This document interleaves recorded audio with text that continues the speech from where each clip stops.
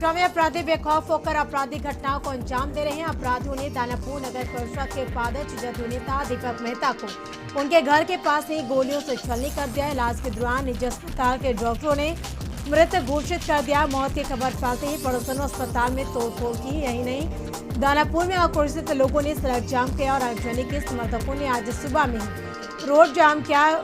इसकी खबर मिलते ही जेडीयू संसदीय बोर्ड के अध्यक्ष उपेंद्र कुशवाहा और पारस हॉस्पिटल पहुंची और परिजनों से मुलाकात की।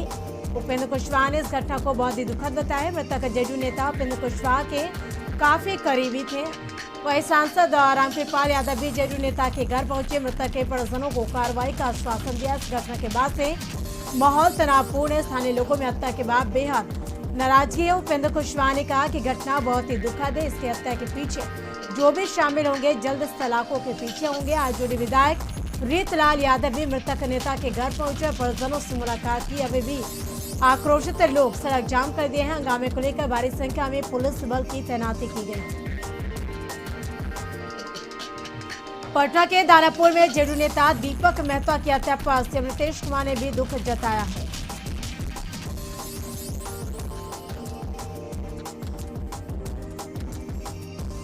मंत्री जीवेश मिश्रा ने कहा कि मुख्यमंत्री नीतीश कुमार पर हमला काफी दुखद है और सरकार इस पर जांच कराकर कार्रवाई करेगी। उन्होंने कहा पटना में जेडीयू नेता की हत्या दुखद है, दोषियों पर कड़ी कार्रवाई की जाएगी। बिहार में तेजी से बढ़ते अपराध पर बीजेपी विधायक ने दलीलें दी है। मीडिया के सवाल पर हरिभूषण ठाकुर बच्चौल ने कहा कि नरसंहार तो नहीं हो रहा, न घटनाएं होती रहती है, पुलिस अपना काम कर रही है। मुख्यमंत्री पर हुए हमले पर उन्होंने कहा कि यह दुखद है। दिल्ली में कशिश न्यूज के सवाल पर भाजपा सांसद प्रदीप सिंह ने कहा मुख्यमंत्री नीतीश कुमार को भी द कश्मीर फाइल्स फिल्म देखनी चाहिए। मैं सभी विधायकों को कहूंगा फिल्म जरूर देखिए। मुकेश सहनी प्रकरण पर उन्होंने कहा कि बीजेपी ने उन्हें सम्मान दिया लेकिन उन्हें इस पर कभी ध्यान नहीं दिया। उन्होंने कहा कि कांग्रेस डूबती हुई नाव है और डूबती हुई नाव पर मुकेश सहनी सवारी करना चाहते हैं तो मुबारक हो। पटना में जेडीयू नेता की हत्या निंदनीय है।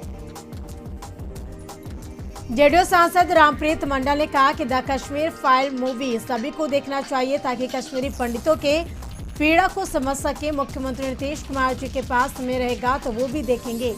अभी विधानसभा चल रहा है, यात्रा के कारण वो व्यस्त। उन्होंने कहा कि पटना में जेडीयू नेता की हत्या निंदनीय है। सांसद ने कहा कि मुकेश सहनी के साथ जो हुआ वो ठीक हुआ। कांग्रेस विधायक दल के नेता अजीत शर्मा ने सीएम नीतीश पर हमले को लेकर राज्य डीजीपी पर कार्रवाई की मांग की। उन्होंने कहा लगातार अपराध की घटनाएं बढ़ रही है, पूरा प्रशासन तंत्र अस्त व्यस्त है और इस मामले में बड़ी कार्रवाई की जरूरत है। 2013 और 14 में बहाल 30 शिक्षकों को बिहार लोक सेवा आयोग के द्वारा प्रधान शिक्षकों की नियुक्ति में अनुभव के आधार पर अवसर नहीं दिए जाने का मामला तूल पकड़ता जा रहा है। पटना में शिक्षक संघों ने कई विधायकों के आवास का घेराव किया और उनसे मांग की कि सरकार पर दबाव डाले कि वह अपने अधिसूचना में सुधार करे।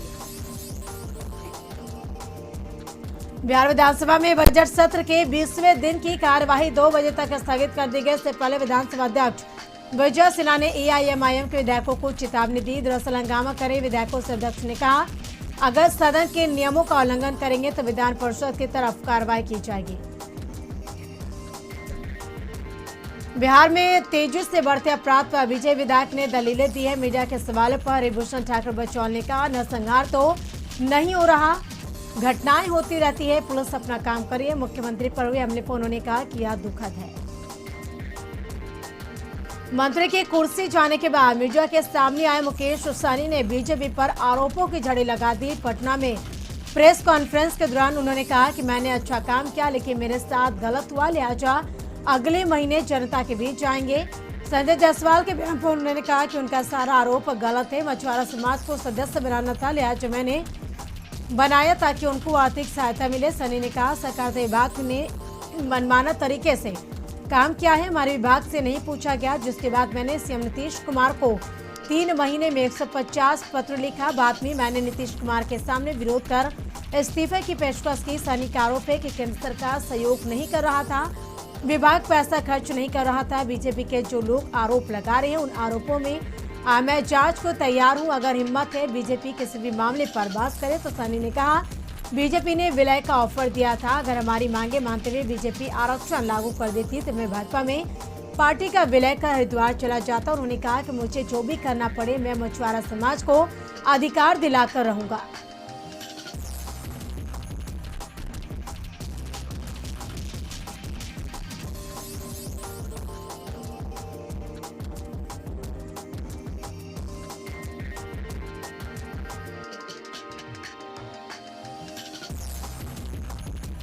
में मृतक शिक्षक राम विनय सने के परिजनों से आरजेडी नेताओं ने मुलाकात की और तेजी से बढ़ते अपराध को लेकर बिहार सरकार पर सियासी हमला बोला। राजद के नेता व शिवा लोकसभा के पूर्व प्रत्याशी फैसल अली ने मृतक के परिवार से मुलाकात की और डीएसपी से बात कर कार्रवाई की मांग की। बता दें कि 25 मार्च को चिरैया थाना क्षेत्र के लालबेगिया में राम विनय सने की गोली मारकर हत्या कर दी गई थी। ट्रेड यूनियन के आह्वान पर बैंकों में आज भी हड़ताल है। बैंक कर्मी आज भी केंद्र सरकार की नीतियों के खिलाफ धरना प्रदर्शन कर रहे हैं और केंद्र सरकार पर जमकर हमला बोला। बैंक कर्मियों का कहना है कि केंद्र सरकार ने 2 दिन की हड़ताल के बाद भी अगर हमारी मांगों को नहीं माना तो बैंकों में अनिश्चितकालीन हड़ताल होगी। बैंक कर्मियों संवाददाता मरगूब आलम ने इनसे खास बातचीत की, इसकी जानकारी ली। मधेपुरा उदा किशनगंज बटगामा एसटी 58 पर पुरानी थाना क्षेत्र के कोलचक्का में फूस के घर पर बालू लदा ट्रक पलट गया, जिसमें ट्रक के नीचे दबने से एक बुजुर्ग महिला की मौत हो गई। 6 लोग घायल हो गए, जिन्हें अस्पताल में भर्ती कराया गया है। सहरसा में लूटपाट के दौरान अपराधियों ने ट्रक चालक की गोली मारकर हत्या कर दी। सोनबरसराज थाना क्षेत्र के मैना गांव पेट्रोल पंप के समीप अपराधियों ने लूट का विरोध करने पर ट्रक चालक की हत्या कर दी और फरार हो गए। मृतक की पहचान नीतीश कुमार के रूप में की गई है, जो नालंदा जिले के नूसराय का रहने वाला था। बताया जा रहा है कि ट्रक ड्राइवर नीतीश कुमार सोमवार की रात जमुई जिले से ट्रक से बालू लेकर सहरसा आ रहा था। इस दौरान हथियार से लैस अज्ञात बदमाशों ने सोनबरसराज थाना क्षेत्र के मैना गांव के पेट्रोल पंप के समीप लूटपाट के दौरान गोली मारकर हत्या कर दी। मुंगेर में परिजनों के इनकार करने के बाद एक जुगल जोड़ी ने एक साथ मरने की कस्में खाई। प्रेमी ने जहर खा लिया। वहीं जब प्रेमिका की बारी आई तो वह भाग खड़ी हुई। वहीं प्रेमी के परिजनों ने कहा कि लखीसराय के राजवाटी गांव के बयार के अड्डा पर एक युवक को गंभीर स्थिति में लोगों ने देखा, जिसके मुंह से झाग निकल रही थी। इसकी पहचान मुंगेर के मुस्तफा चक गांव के सोने के रूप में की गई। उसे इलाज के लिए सदर अस्पताल में भर्ती कराया गया है। औरंगाबाद में एक व्यक्ति ने सालों को चाकू मारकर घायल कर दिया। बताया जा रहा है कि जीजा के शादीशुदा बहन के साथ युवक का प्रेम प्रसंग चल रहा था। घटना ओबरा थाना क्षेत्र के अदमा गांव के प्राप्त जानकारी के अनुसार अरवल के करपे निवासी रंग बहादुर यादव ने अपनी बेटी की शादी ओबरा के अदमा गांव निवासी राजू रंजन के साथ की थी।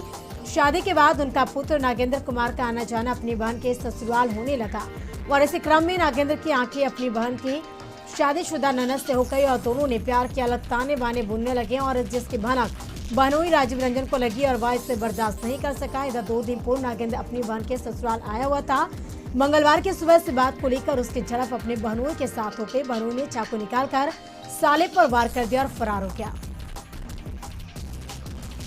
समस्तीपुर के उजियारपुर प्रखंड अंतर्गत ग्राम पंचायत राज देसवा के रहने वाले रोशन कुमार आवास योजना में धांधली और अनियमितता को लेकर मुख्यमंत्री को पत्र लिखा है। पत्र में कहा गया है कि जिसकी नौकरी है और जिसका मकान बना हुआ है उसे योजना का लाभ दिया जा रहा है। आगे उस पत्र में इस बात का जिक्र भी किया गया है।